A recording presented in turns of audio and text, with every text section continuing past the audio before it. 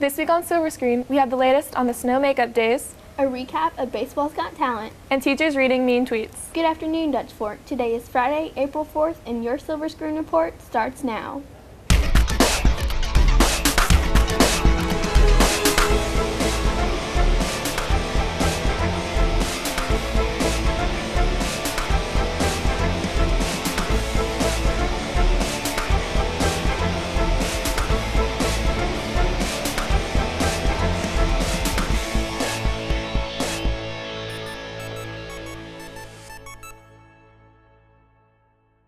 Hey Michaela, did you hear that we only have to make up one of our snow days?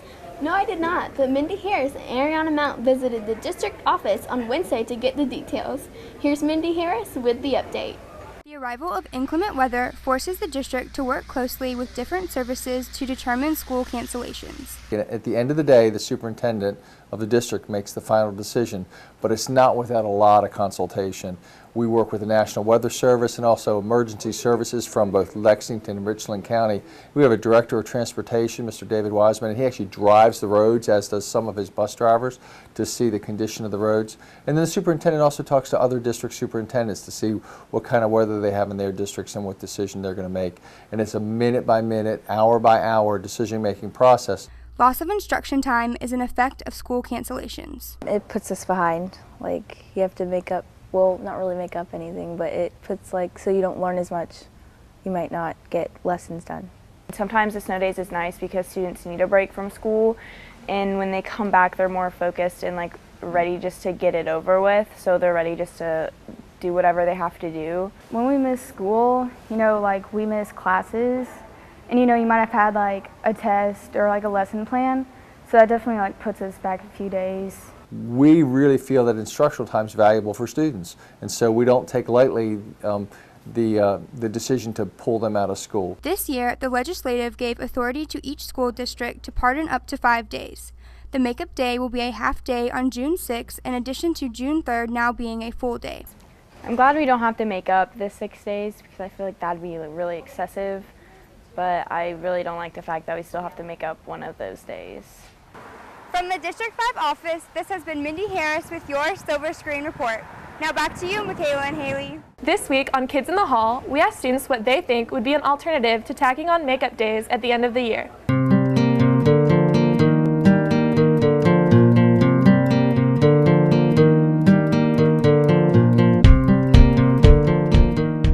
I feel like it's a good idea to go to school because we need our education, and I like going to school. I mean, to be honest, I don't think we should have to make them up because, we can't help the weather. I think they should make 1.5 days a full day instead of adding a half day after graduation. The only alternative I can think of is going into spring break, but I know a lot of people won't like that because they already have plans for spring break and they'll be leaving. Hey Haley, did you hear about the baseball talent show? Yeah, I did, and those dance moves were seriously impressive. Well, some of them were. From synchronized swimming to juggling in a onesie, Dutch Fork baseball players showed off their talents last Saturday night. Jamie Gilbert Fitzpatrick was there. Laughter erupts from the audience as baseball players perform unique and unforgettable talents. Dutch Fork Baseball's Got Talent's purpose tonight was to raise money for the program. It was a fun way to raise money but build the team, and these guys are such good friends that they enjoyed having their time together. The talent show was awesome. It was a huge success. We raised tons of money, and my group won, so even bigger success. It's pretty fun. It's something I never did before, and it was interesting to see what everybody else did. Even though the teams had only 2 weeks to come up with skits and prepare, each player was required to participate. I danced to jump on it. I just beatboxed and people sang happy birthday to my teammate Adam Elsey. It was his birthday Saturday. Well, me and 3 other guys, we got together and did a synchronized land swimming act that was pretty funny. From performing on the field to performing on the stage, players get past their nerves in order to raise money. We had fun out there with each other, and we're glad we got to perform in front of people. I was kind of nervous because I've never been in front of that many people, and then I got up there and it wasn't that bad. It's kind of scary, I'm not used to being on stage, I'm not in drama or anything, so when you had hundreds of people out there on the stage and the bright lights is a little intimidating, but I got over it and it was fun. It just helped raise a lot of money, and I think it was a big success. This has been Jamie Gilbert Fitzpatrick with your Silver Screen Report. T-shirts were sold last Friday to benefit Devon Caper's family. Melissa Kyer has the story.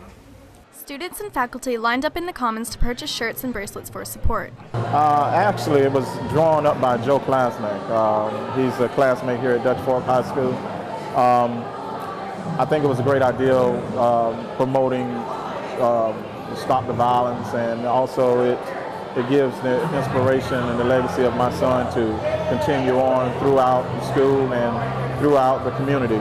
Order forms for shirts were set on the table for people to order a shirt while bracelets were already being sold. The shirts, my son Joe, who's a senior here at Dutch Fork, designed the shirts and then embroidered me up on Lake Murray, sold us the shirts at cost, and then we are donating all the proceeds to the family. And then the bracelets were from I think either my son or my wife came up with the idea to sell the bracelets.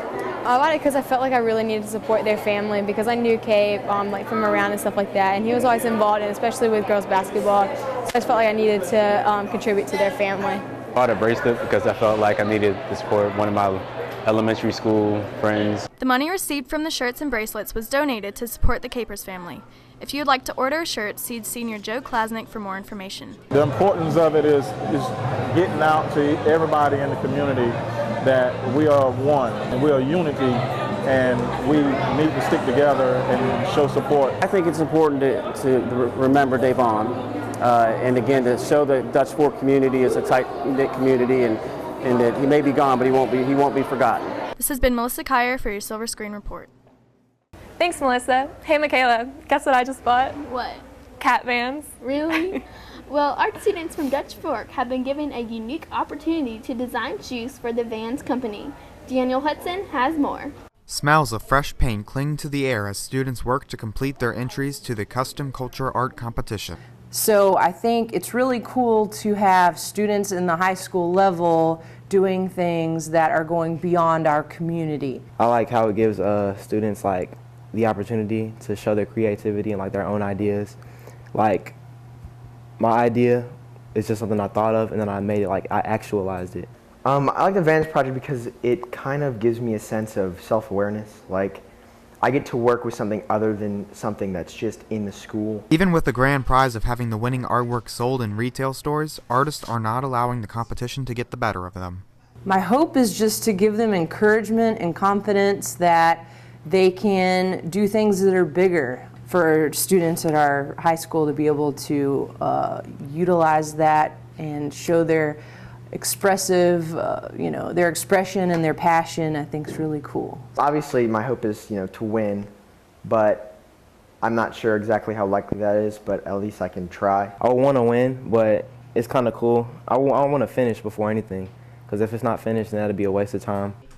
The arduous task of designing for shoes does not daunt students, nor does it dampen their creativity. I like that people get to put their own ideas on the shoe and do what they want to do. There are 2,000 other schools, or I should say 1,999 other schools that are doing the project. So to get to be a part of that is just kind of, awe-inspiring. It's kind of a new thing to me. I've never done a project like that before. This has been Daniel Hudson for your Silver Screen Report. Thanks, Daniel. The SAT word of the week is fabricate, a verb meaning to make up or invent. I don't need any more ways of fabricating wasting time, but Hamilton McAfee has found one. Here's his review of 2048. Players gaze, fascinated by the tiles shifting across the screen in the addicting and puzzling game 2048. The object of the game is to continue combining tiles of the same number, creating a doubling effect, in efforts to build up a tile totaling 2048, hence the game's name.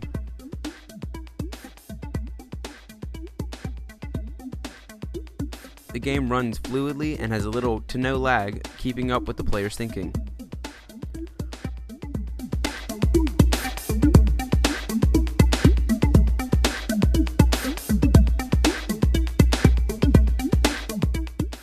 Although the ads can be annoying, the game is free. This has been Hamilton McAfee with your Silver Screen Tech Review.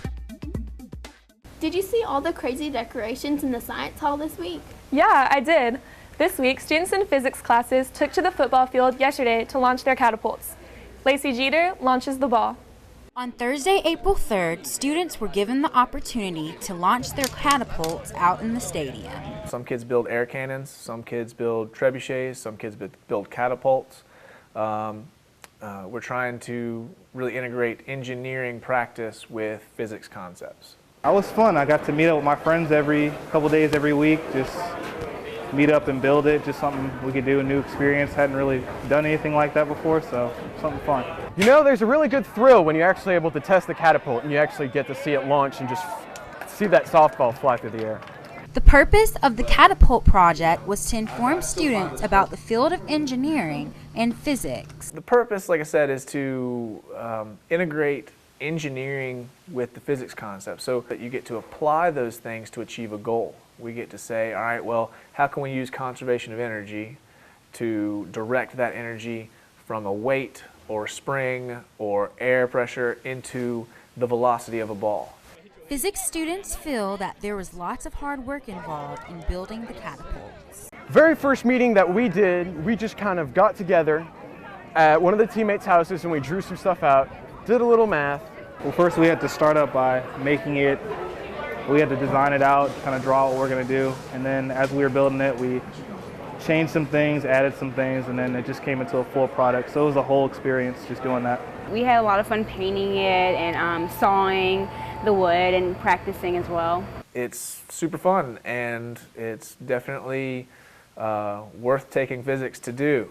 Physics is already fun, but we try and do everything we can to make it the most fun. And I think this is one of my favorite days of the year. This has been Lacey Jeter with your Silver Screen Report.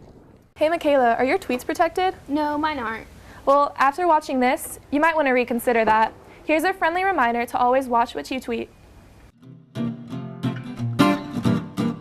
Just notice our essential question in APUSH.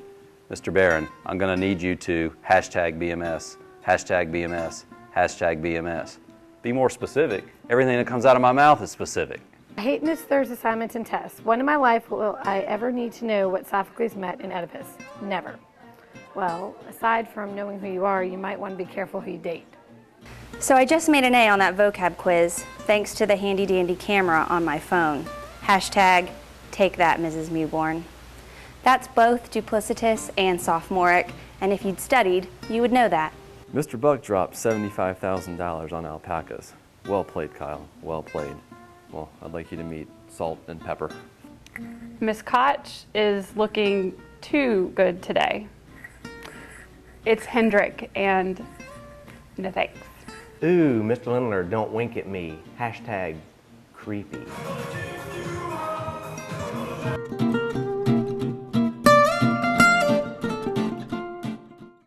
And now for some announcements.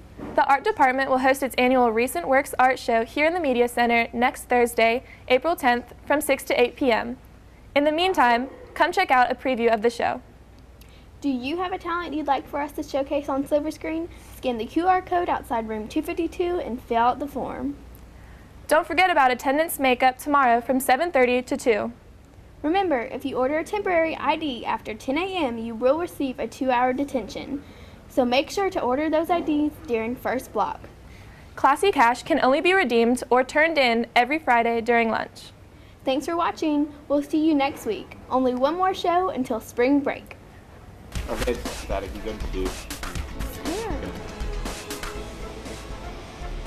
Well, the audio is good. Okay. Well, some of them. From Sneaker Night. Sneaker Night? Okay. Are you smoking? No. Yeah. I will suck your soul. Thanks, Daniel. The SAT. I just licked my lips. I don't want anybody to get their idea.